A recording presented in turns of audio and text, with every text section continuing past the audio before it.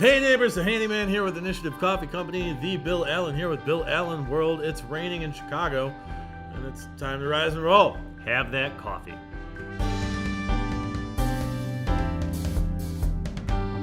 All right, Brian, we've got an amazing show and a live studio audience today. Yeah. Yes. It's very exciting. Rise and roll. It's time to rise and roll. So people, we have been off a couple weeks due to various and sundry things. It's the end of the school year. It's super busy. This student TV station requires use by students to finish projects. Yes, it's just, it's been crazy. In non-gaming related news, I'm very proud to say that once again, my students won a first place in the live sports category for the National Academy of Television Arts and Sciences. Is that what qualified you to win for the Emmy last year? So basically, we won first place in the Chicago Midwest chapter. Cool. This now moves us up. So we got the Crystal Pillar. It's pretty dope. This now moves us up to the national stage where we'll be competing against thousands of other high schools. What game did you? This was for basketball. It was an amazing moment in basketball history. Tyrese Shines, one of our star players, ended this particular clip just by dunking all over the other team. It was glorious. I'm sure that's good, important things. It is. I don't know what those words it's sports, mean, but anyway, it's cool when we win stuff. And it's validating for the students. Helps the program and helps the students. It's all good. Yeah. And we won a bunch of other, we placed. So basically there's, in every category, there's like 16 categories. There's first through fifth. We got a bunch of other categories too. Demonstration category, music. It was a lot of fun. So, cool. But in gaming news, Brian, we're going to start off with Kickstarter today. So Brian and I found a couple interesting Kickstarters. One of them is something that probably wouldn't have crossed my radar because it's not like role-playing games, but it's a game night thing. And if you're watching with us live on Twitch, like you, Pixel, there's the link for it. And it's called Drama Mayhem. Not Dungeon Mayhem, which we all know and love here. Sure. Drama Mayhem. So we watched this, and basically this company, it's called Drama Mayhem Crew. This is their first Kickstarter they've ever done. They're killing it already. And they're killing it, right? So some Kickstarters have like a picture and then like text description of the pledge levels and what it gets you. These guys made like a fully produced marketing video. Yeah. Like it's legit. Like I don't know what they shot it on, but they used good cameras, good sound. The editing's on point. The graphics are perfect. It doesn't feel like a business training video like some of the other Kickstarter videos. It's fun. It's funny. Yeah. It's got a lot of energy. So these guys have a goal. Their original goal was $2,500.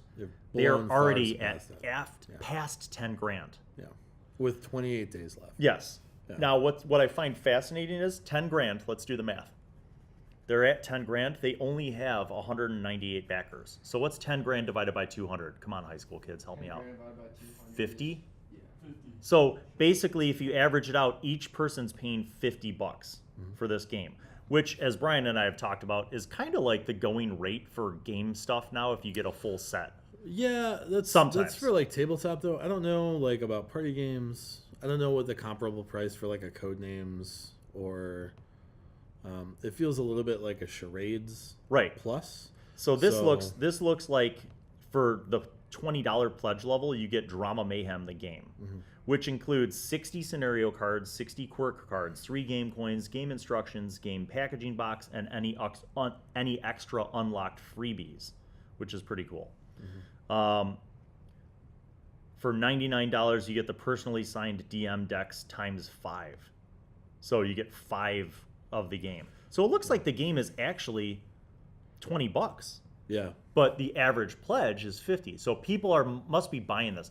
I have a feeling, Brian, that this might become a thing. So let's write this down in our notebooks, people. Bill is going to call it.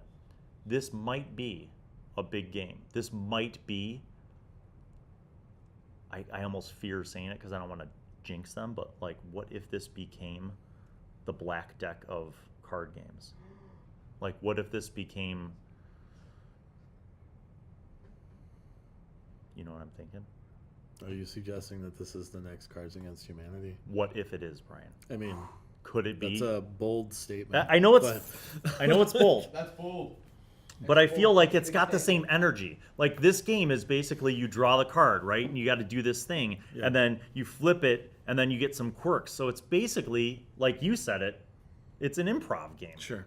It's a fun improv game. Well, Cards Against Humanity is kind of, has a little improv in a sense because you get a card and you have to kind of judge what your card is, what you're playing for the person who's getting it. But like, I feel like this could be a fun party game, and it's already blowing up. So there's a little part of me that was like, I'll pop $20 for this. Do they have a retailer pack? So it looks like that if you go above that DM pack, it looks like for $100 you become a character in the game, which, you know, there's the ego part of me that wants to do that. Exclusive DM dealer pack is for $249, and you get 14 decks. Yeah. Like, that's a great deal. So even if you bought, you know, let's say you bought that and then you're selling them, retailing them for $25 or $30, you're going to come out way ahead. Yeah, so probably. Anyway, I thought, you know, check it out, you guys. If you're watching this later, not live with us on Twitch, if you're watching this on YouTube on the Initiative Coffee Company channel, the link's in the description below. Go check it out. Let us know what you think. And it's still, even though it's like 4 times surpassed its pledge goal, still got 28 days. It has a month to go. So, you know, if this is something you're interested in, go and get up on that, because that kind of stuff goes fast. All right, the second one is from Monster Fight Club. Now, we saw Monster Fight Club at GaryCon. They had the trees and the terrain. They were demoing this stuff, and it looked amazing. And I remember when we interviewed them, they were talking about doing the Kickstarter. So it's here, and again, their video is really cool. I'm going to post this in the link if you're with us live on Twitch. You might want to turn your audio down a little bit if you watch the video. Audio's a little hot. But like, so what they have is 3D printed modular scatter terrain, right? Rock clusters and trees. That's what it started with. And then they started evolving it based on the feedback they were getting when they were demoing this stuff at conventions like GaryCon. Yeah. They were evolving it. So now it goes beyond just like one kind of tree. And by the way, the filament that they're using is actually natural to the terrain. So like for the gray rocks, they're printing it with gray filament. So if you flip your rocks over on the hollow side, it's still gray. Cool. The trees are printed with brown. The you know, the green foliage is printed with green. So like, really, for something, you get trees, hills, rocks, and then the more advanced stuff is bridges and barricades, and then they have game mats in there now. So really, what they've done is they've taken the ideas that a lot of people are doing with 3D printed terrain, but they're not just selling you STL files. They're selling you the fully printed stuff. For me, like, I don't want to have to print all that shit out later. Right. That's a pain. So I'd rather just buy this stuff all ready to go. Yeah. It's also cool because they're doing scatter terrain, which a lot of the other like terrain-based companies are focused on, like buildings and dungeon tiles. Right. And this is very open-ended. Yeah. And what makes it cool too, by the way, before we go into the details, let me share this. Their goal was $30,000. They are at $93,000. Right. So there's $93,000 for just terrain, you guys, like what you play on a D&D table. They have 530 backers with 15 days to go. So I mean, in addition to the different trees, they've done seasonal stuff, right? So you can get like autumn trees, you know, verdant forest trees. That's cool. Icy blue twilight forest terrain set. And then the rocks can come in different stuff. So they've got like, you know, the gray kind of stuff. They've got desert tan. I mean, dude, I'm telling you right now, if I already wasn't deeply invested, I would go all out on this. Yeah. This would be well worth the investment to get in on the Kickstarter side, because you get so much more for your money. Yeah. This stuff will retail when this is done. They'll be selling it, and it'll be a lot more expensive. Yeah. What are the price points here? So if you're, you know, imagine if you had no terrain and you're like just getting into the game, and DoD Spec Ops, what's up, brother? We see you. Spec Ops. Let me go into this. So they have for the lowest tier, other than just like the dollar support tier, For $40, you get Skirmish. So you choose a single monster terrain set of your choice. So that could be like rocks, trees, whatever. Sure. I'm not sure how many comes in each set. We'll have to look that up.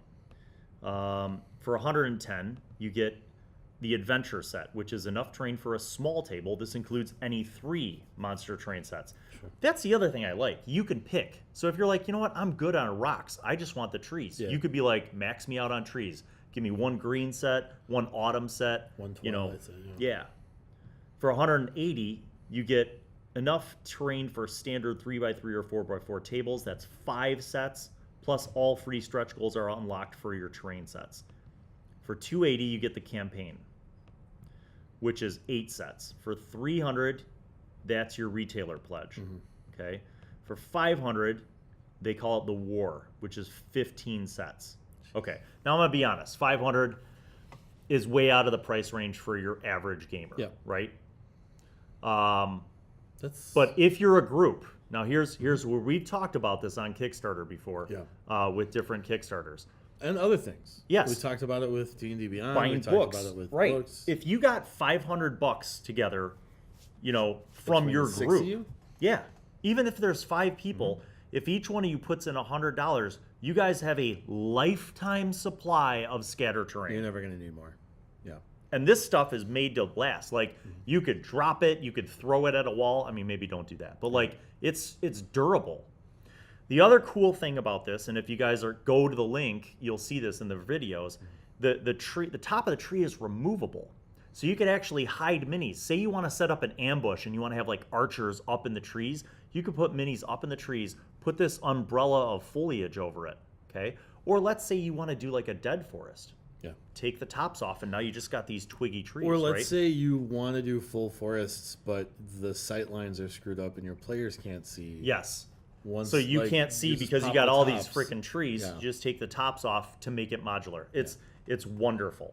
The other thing that I also saw at GaryCon that they had some stuff set up with, which is one of the options that you get with these stretch goals. You get these different sets of like walkways and docks and stuff, bridges, the wooden stuff, which is kind of cool. They have a pond thing. They've got like a little well. There's all these other unlocks that you could opt in on. I'm trying to find towards the very bottom. They've got like dead tree scatters, fallen and stumps. They've got some ones that still haven't been unlocked, but I really like the idea that their wooden footbridges and platforms can be flipped up, Brian, and you could use them as barricades. Yeah. So let's say you have an encounter where like somebody's thrown together a makeshift camp and they have barricades. It's very versatile. Very versatile. There's a lot of thought that went into it for sure. Now, and I can't remember what company. People are going to have to do their research. But the guys from Monster Fight Club were part of another company. They were big time from another company. They left that company and started up Monster Fight Club. Good morning, John from Canada. So we're really excited to see this. Yeah. For me, it's a question of investment. I already have scatter terrain out the wazoo. I don't have enough room. Brian knows. Sure. My wife would kill me. Yeah. I have bins and bins of scatter terrain. But if you're just starting off and you're like, there's so many options. What do I get? This is what you get, dude. Yeah. This is what you get. You get your group of friends together. You pool that money. You buy group terrain for your gaming group, and now you will be set. Yeah. So many options. So many options. So many different games too. Like this is versatile enough to not be for D&D, and I'm not just talking D&D. For Warhammer, you could run this for Pathfinder, but you could use it for like post-apocalyptic games, dude. You could use it for like exploration games. It's woods and rocks. Yeah. It's so versatile. So it's funny because we were actually, be honest with you, behind the scenes, Brian and I were having a hard time finding some good Kickstarters to talk about, and then we just came across these, and I happen to remember the monster terrain thing, and I was like, this is something we should talk about. Yeah. And in both cases, if you go to that link and you watch the videos, they're very informative videos. Mm-hmm. That first one for Drama Mayhem is exactly why they're it's at their by and point. large the standard for what Kickstarter videos should be. Like that is exactly what marketing videos should be. All right, time to move out of Kickstarter. We got to go with a faster paced show today. We're going into the Tabletopics, you guys. Tabletopics. That's right. So we have a couple table topics to talk about today. We've got D&D Live 2019, The Descent. Sure. So Brian, what do you know about this so far? I know nothing beyond what we talked about 2 weeks ago. Okay, so I know that there's a big AL component. Yes. But that is all. It is, as far as I've been able to tell, and I posted the link if you're along with us on twitch.tv/Initiative Coffee Co. I posted the link here, and it looks like basically this is going to be a regular annual event that, based on the success of Stream of Many Eyes. Stream of Many Eyes was huge. For those who didn't know, basically they built Waterdeep. Mm-hmm. Like they built like the Yawning Portal. The Yawning Portal. They basically LARPed last year, and it was awesome. And then they ran games, streaming games. And they launched all sorts of new product. And new programming. Right. So this year, The Descent involves new product launches, including Ghost of Saltmarsh. Mm-hmm. And I'm pretty sure. They're pulling from, I think it's like a preview of Ghost of Saltmarsh. Okay, so they're previewing it. But supposedly Merles and Perkins? Crawford or Perkins. Yeah. So there's some kind of sneak preview, if not a game, a playthrough of some component of Ghost of Saltmarsh. But there's also going to be a ton of other people there, gaming groups. But I think what's different this year is that they're actually selling tickets. They're inviting the public, yeah. So this year it's you could also buy in.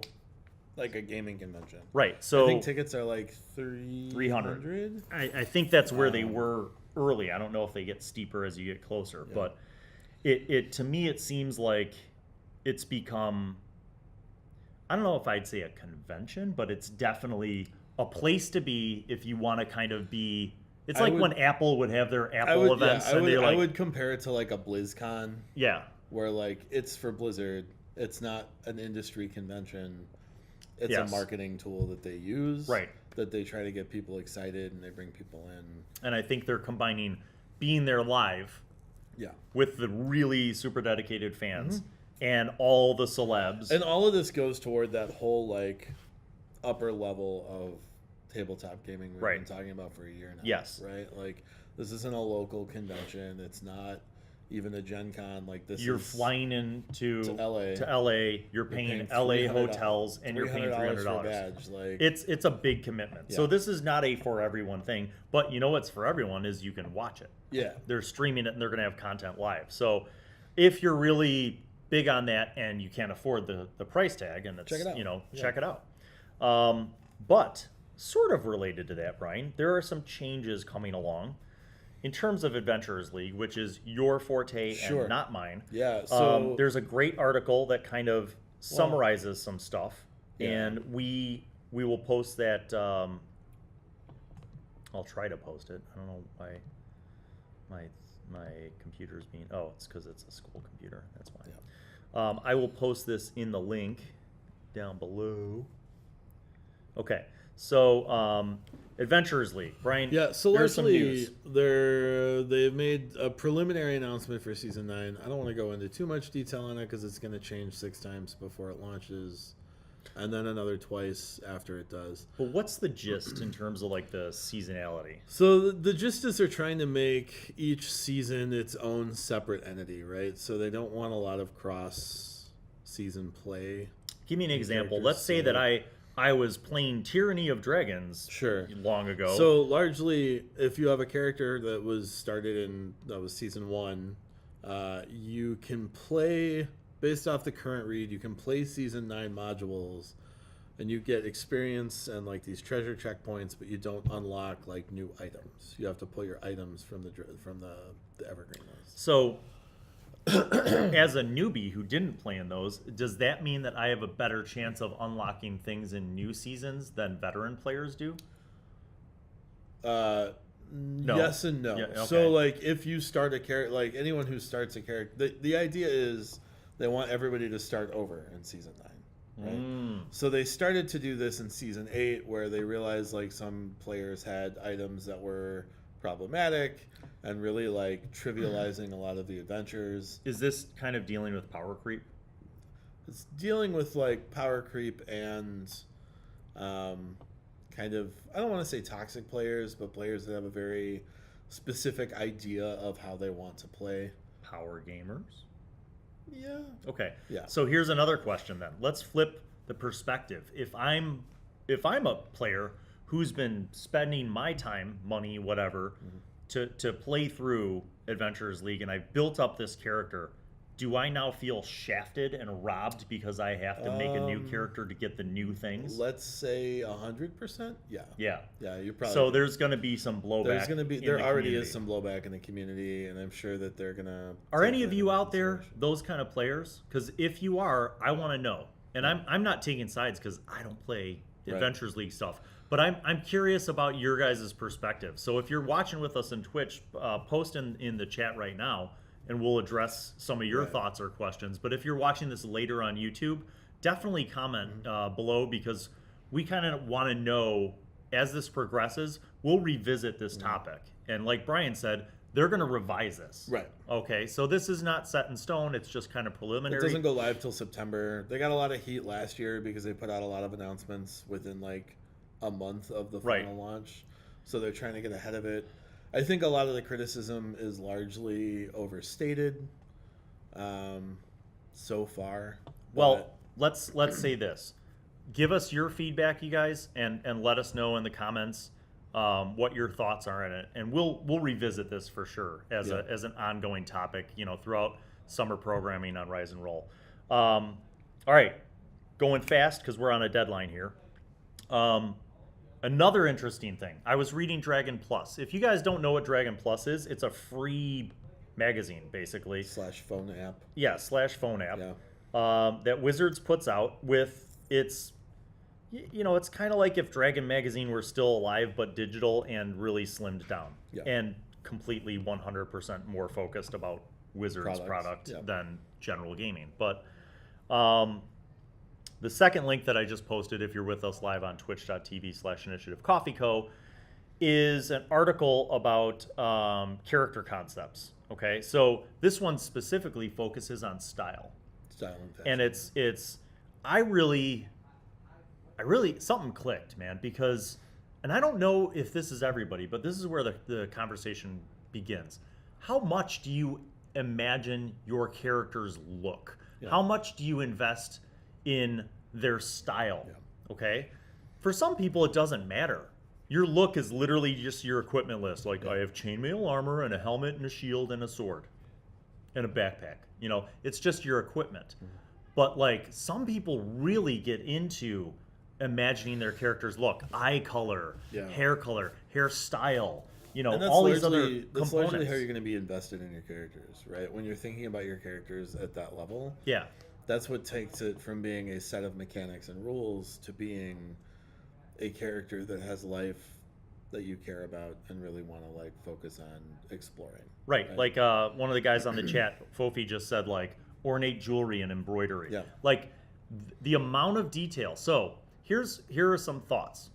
I feel like Brian and I probably are more on the side of kind of really wanting to go deep and imagining our character. Maybe too much. And I mean, on the Bard's Tale, if you guys have watched the Bard's Tale on Initiative Coffee Company's YouTube channel, you'll notice that there's a lot of every player, I would say, has a deep commitment to how their character is envisioned, the style and fashion, down to very small details. Yeah. And some more than others, right? Like, so, for me, for Ray, I imagine Ray as, he basically shirtless most of the time, maybe wearing a cook's apron with, shorts or knee-length breeches and loose footwear. Whereas Chris's character has multiple costumes and because he assumes different identities, right? Latia, her character Lotus, has a very stylized appearance as a tiefling, right? Like color matching her tiefling's appearance. Right. Jewelry, Elisa's character, Iona, has a specific color palette that harkens back to her racial identity and her nobility. So I think it's really important. And I think if you are, maybe you're just starting off in D&D and you haven't really thought about this, but I want you to, here's a little homework assignment. Try it.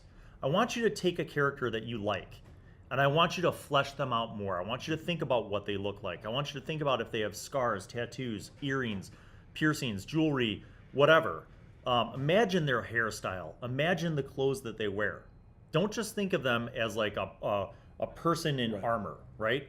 Like, imagine their style, because I virtually guarantee that if you put some effort into it, it will come back for you. You will become more attached to your character, and you know what? The other people in the group might be inspired by you. Yeah.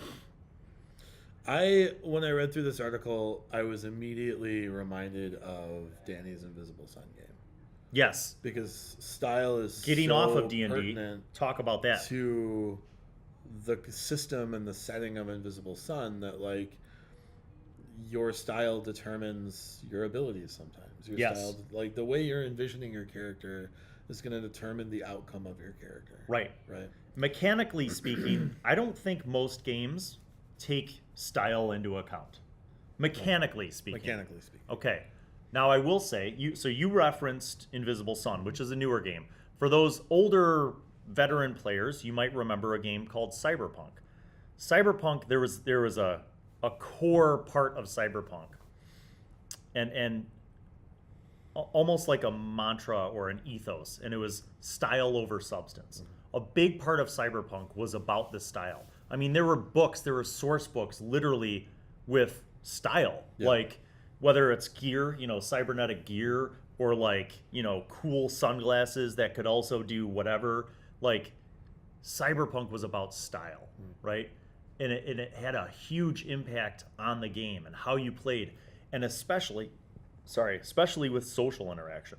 And not just Cyberpunk, but I would also say that most of the White Wolf games embraced, to some degree, the importance of style and setting in terms of like how you were received. Like, if you played a Nosferatu in a vampire game, you can't just be like, well, I'm like a scabby, gross monster. Like, describe it. How? What kind of Nosferatu are you? Like, what are your... Like, they literally had merits and flaws that had an impact on your appearance, because appearance was a mechanic in the game. Yeah. So, and same with mage, and, maybe to a lesser degree, like werewolf. But then it came back with changeling, like how you appeared in changeling. Because changeling was kind of a little bit like Invisible Sun in a sense, where like there's two realities. But like, I very much feel like this article, which basically this article was more just focusing on like, how do pirates look and sailors. But I think it touches drew on something bigger. Yeah, right? Like, definitely. It touches on a much bigger concept of like putting thought into your character beyond the mechanics it uses to win fights. Right. And why that's important. I think, so we'll bring it full circle back to D&D. Brian, I have a scenario. Let's say, for example, that I am a low-level caster, a charisma type caster. Let's say like a warlock, okay, or a bard, I guess, whatever. If I have intimidate, and I want to make an intimidation check against someone, but I also want to combine a cantrip like Mage Hand, or one of the other, minor illusion or prestidigitation or thaumaturgy, right, to enhance my intimidation. So here's my scenario, Brian. I want this person who we have surrounded to feel intimidated, so that he will tell us the truth. And I use Mage Hand to like make all the doors slam, like now you will tell us what we want. Intimidation check. As a player, I've thought through how to combine my character's proficiency with intimidation and a relatively minor spell to enhance that. Right. As a DM, what could you do to give me a mechanical benefit for me being creative? I mean, 5th edition built in an advantage system specifically for that, right? An advantage would be my go-to as well as a DM. If you articulated a thing, and we've done this like with the Handyman campaign, where you came up with things that like Ron specifically had an edge on, and I would give you a bonus. Now, if you think advantage is too overpowered for a scenario, you could give your player like a +2 or a +4 to the roll, right? But I think that kind of goes back to imagining your character. If you have a firm vision and a concept in your mind, and you role play that with the rest of your group, and you add in these kind of creative ways to use your skills and your magic or whatever you have, I think it really all comes together. And if you're one of those people who's like, man, I wish my group could be more like that. Like, it starts with you. Yeah. It starts with you. Like, just be the person who goes that little bit of extra length further and have a conversation outside of the game with your DM and be like, dude, I want my character's style to be important. It makes me sad when somebody asks me this question. Is this going to be a campaign where social skills matter at all? Because I'm like, they should always matter. Right. But I understand why people ask that question because I feel often they don't. Yeah. Unfortunately, a lot of DMs where... just run hack and slash, survival, or even exploration, but they don't add in the social component. And to me, those 3 skills in 5th edition are possibly the most important skills. Some people would be like, I can't believe you don't have survival or stealth. Perception. Yeah, I mean, yes. But like, dude, every character should have some kind of ability with a social interaction. Unless you've made a party ahead of time where you're like, I'm clearly going to be the dump stat charisma guy. So, but a well-balanced party should have some compromise in there. And again, it goes back to whether or not you value a more immersive environment in your game. And this is not just D&D, people. Think about your characters, develop a backstory, develop a concept, go beyond and develop their style, their fashion, what they look like, how they act, and maybe try to link it to who they are. If you're a noble, if you have some kind of nobility background, flesh that stuff out, man. Like, what is your signet ring? What is your coat of arms? What is your symbol? What is your family saying? The more you invest, the more you're going to get out of your character. Amen. The more you invest, the more you're going to get out of your character. That's 1,000% correct. We are jamming fast, people, because Rafa and I have a meeting. So we're going to go through the convention circuit. Brian, D8 Summit is coming. D8 Summit this weekend. May 3rd through 5th. We'll be there selling whole bean. Yep. It's a good event. Benefits pads for Illinois. If you are in the greater Illinois area, or even Wisconsin, Indiana, Iowa. It's in Utica. It's in Utica, Illinois. There was a horrible tornado that went through Utica back in the 90s. Plainfield and Utica just wiped it out. No, it was 2008. 80s all right, man, there was another one. But anyway, but it's safe now, so you should go. Then we have Origins Gaming Fair, June 12th through the 16th. 16th, we'll be there. That's Ohio. Look out for Mind Hunter. Oh yeah, Carafa and 20 Eyes Entertainment. They have a film that's screening at Origins. Really? And Gen Con. And it's called Mind Hunter Alpha. Oh. So those of you who like quirky niche movies should check this out. Cool. It's kind of fun. And Carafa plays... Mime or Mime? Mime. M-I-M-E, like... Sure. Someone who hunts those. Because no one likes mimes. It's funny. It's kind of based on a 70s exploitation style film. Okay. With mimes. Sure. And kung fu and all sorts of cool stuff. Then, of course, Gen Con, Brian. August 1st through the 4th. There are going to be a lot of people there, including us. But we have a jam-packed schedule. So it's going to be pretty crazy. For those of you who are loyal subscribers to Initiative Coffee Company, thank you, number one. Number two, if you're not a subscriber to Initiative Coffee Company, go on over to the Twitch and the YouTube and subscribe. Because the Bard's Tale Season 3 hiatus is coming to an end, and we will be filming the final 3 episodes of Season 3 this summer, this May soon whenever we can find an open time in the schedule. Because it's the end of the school year, it's kind of hard because there's a million things going on: band, choir, jazz band, orchestra, honors assemblies. So we're gonna find time. We're gonna film the final episodes of Season 3 of the Bard's Tale, and you will know what happens. You will find out the truth behind something. I don't want to do too many spoilers. Well, you don't know them, and I know you don't know. That's right, because I don't know them yet. All right, so it's time for Monster Monday. Monster Monday is where Brian and I need you to choose a page number from this book. Hello, Dead Rose. Thank you, everybody, for tuning in. Fofi. It's good to see you all.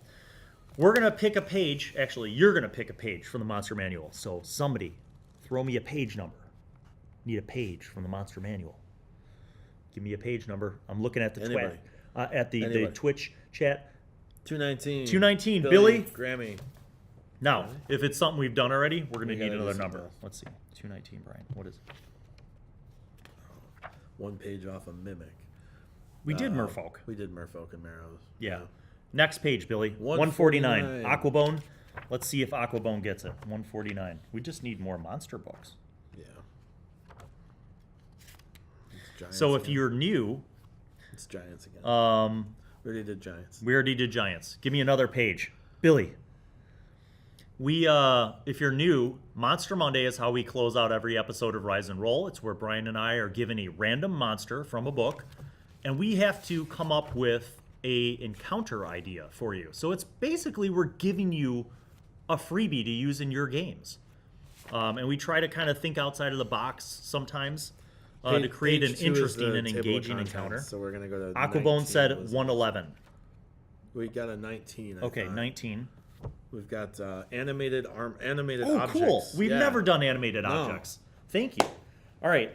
While Brian's thinking, I'll give you a little reader. So if you're following along in your 5th edition DM's Monster Manual, page 19, animated objects are crafted with potent magic to follow the commands of their creators.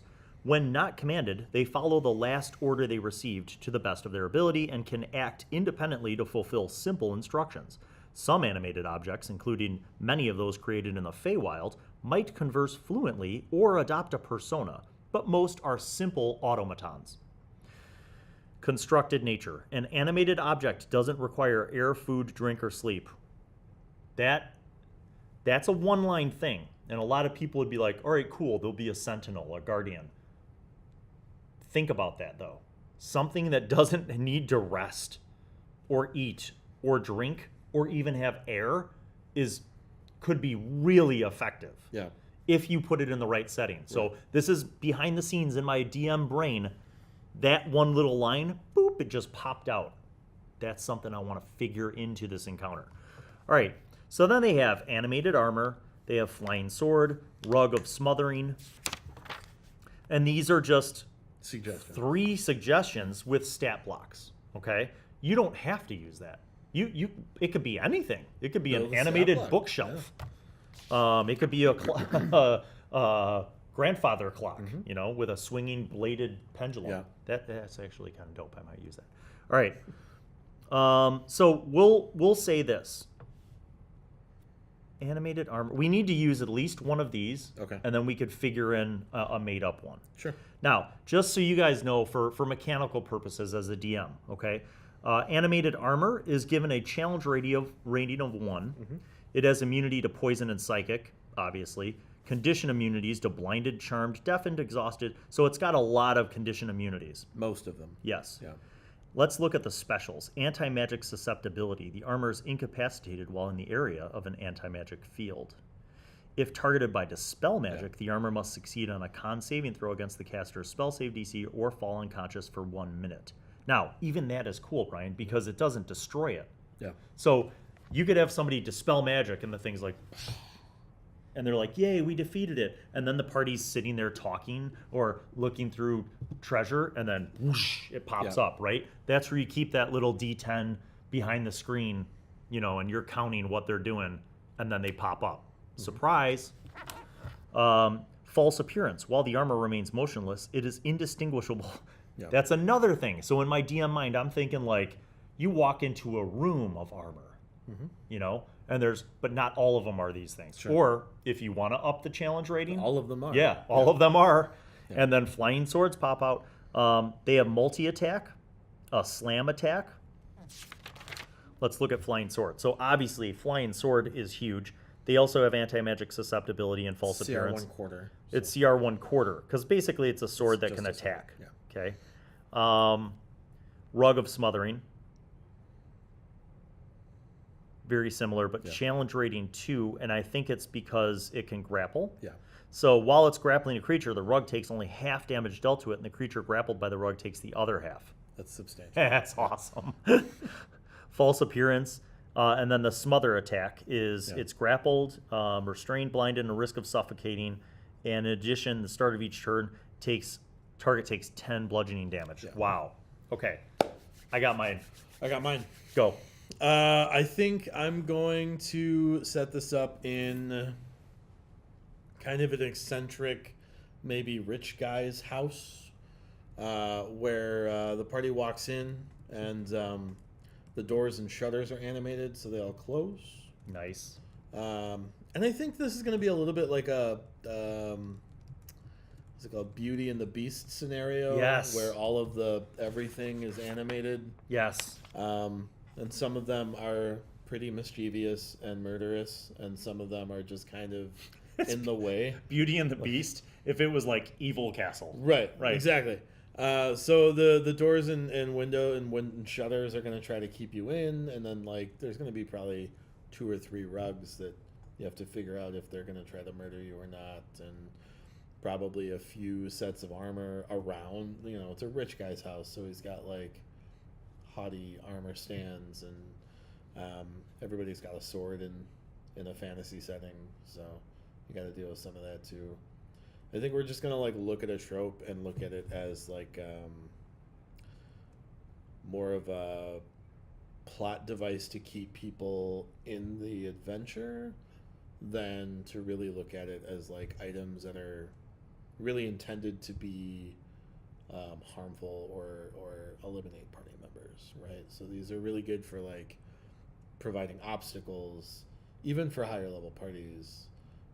To burn resources, like you can use Dispel Magic, but that's a spell slot, and you have to use it every time you want to stop something from animating, right? So it's a 2nd level spell to get out the door, right? Like that's substantial. So that's awesome. Yeah. We didn't collude, we didn't know what was coming, but this is how DMs think. Mm-hmm. Oftentimes you think of the same ideas. So I'm going with a very similar route. Mm-hmm.